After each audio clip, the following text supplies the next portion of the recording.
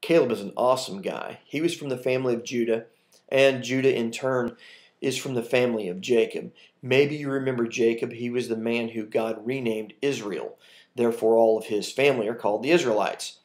The Israelites were on this huge journey to a place called the Promised Land.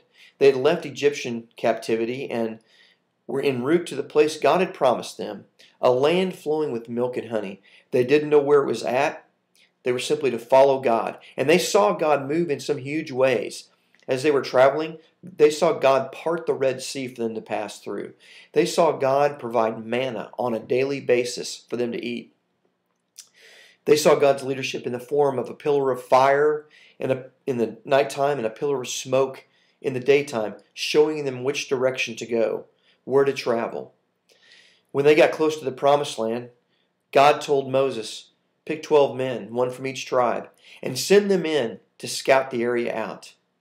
So the men went in, and for 40 days, they scouted the Promised Land out, and they came back with a report. And the Israelites were very excited because when they came back, the 12 men were carrying a bunch of grapes that were so large they had to be tied to a pole between two men.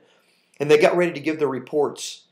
But the problem was there were 10 men that said there's no way we can take that land. The men are too big. The armies are too large. The cities are too fortified. There's no way we can take that land. But Joshua and Caleb were different. They had faith in God. They knew that God had promised them that land and that He would give it to them, whatever it takes.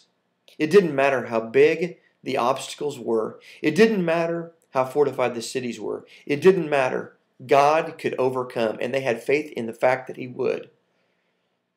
Today in our lives, God moves just as powerfully as He did for them back then, if we'll only allow Him to. If we'll only give God control enough to take care of us.